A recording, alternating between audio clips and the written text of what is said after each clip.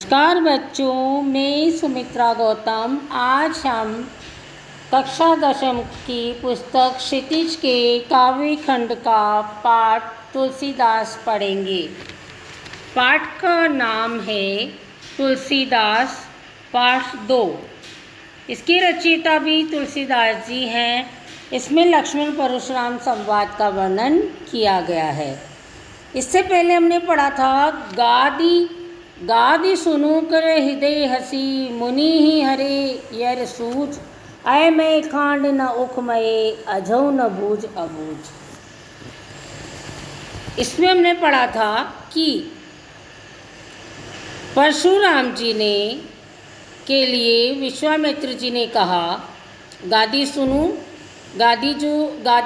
का भी विश्वामित्र जी के लिए प्रयोग किया गया है कि वो मनी मन हंसने लगे, कह हृदय हसी, और वो हंसकर सोचने लगे कि मुनि परशुराम जी को अभी हरा सूझ रहा है, दिखाई दे रहा है। ये राम लक्ष्मण को भी उन साधारण क्षत्रियों जैसा समझ रहे हैं जिनको इन्होंने सहज ही मारकर गिरा दिया। इनको पता नहीं है कि राजकुमार गन्ने के रस से बनी खांड न होकर लोहे की खांड है। इनसे पार पाना असंभव है।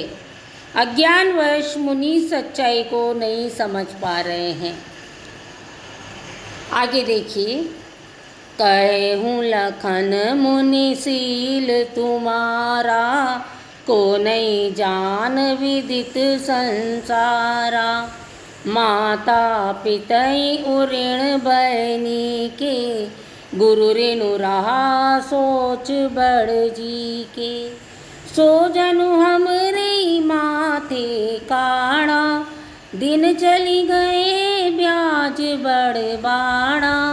अब आने व्यवहरियाँ बोली, तुरंत देव में थैली खोली।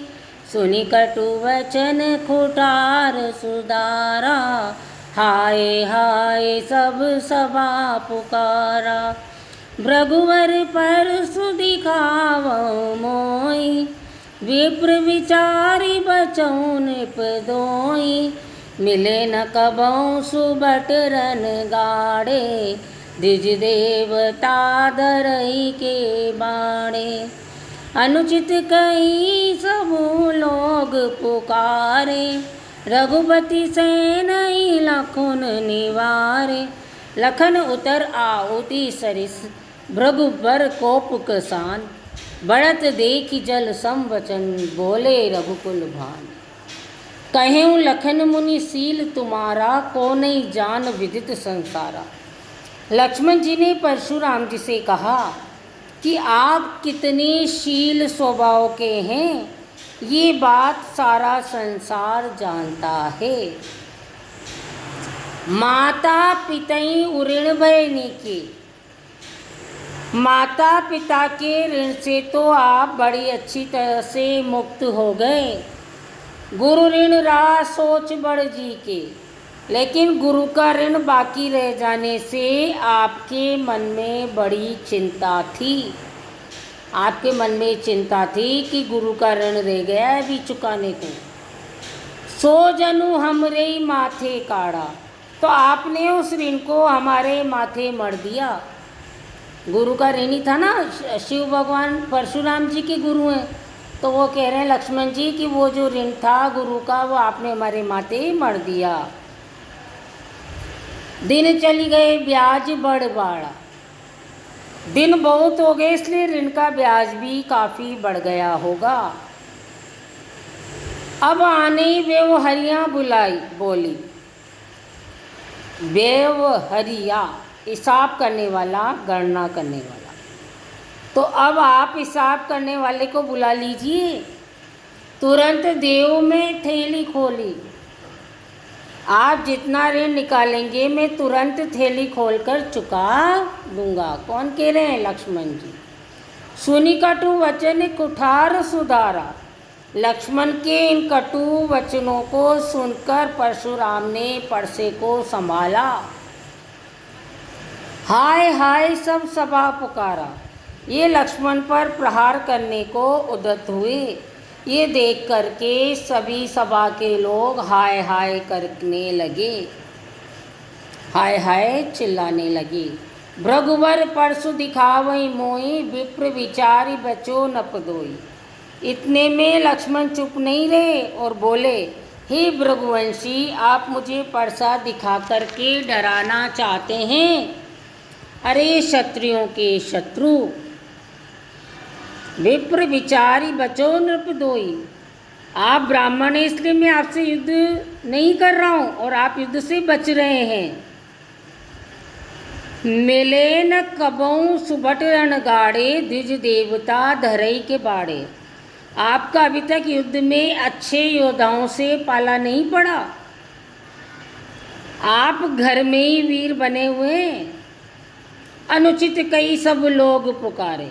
लक्ष्मण के ऐसे वचन सुन करके और वहाँ पर सब कहने लगे कि ये अनुचित है। उनके व्यवहार की निंदा करने लगे, बुराई करने लगे। रघुपति सह नहीं लखुनु निवाए। राम ने लक्ष्मण को नेत्रों से संकेत करते हुए अधिक बोलने से मना किया। लखन उतर आहुति सरिस, भृगवर कोप क्रसान। बढ़त देख जल सम वचन, बोले रघुकुल भान। परशुराम की क्रोध रूपी अग्नि को लक्ष्मण के उत्तर आहुति के समान भड़का रहे थे।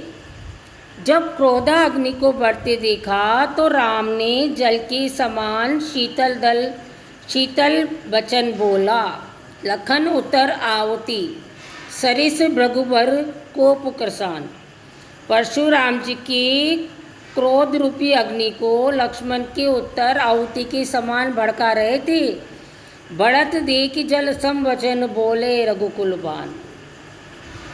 जब क्रोधाग्नि को बढ़ते हुए देखा तो राम ने जल के समान शीतल वचन बोले और परशुराम जी के क्रोध को शांत करने का प्रयास किया।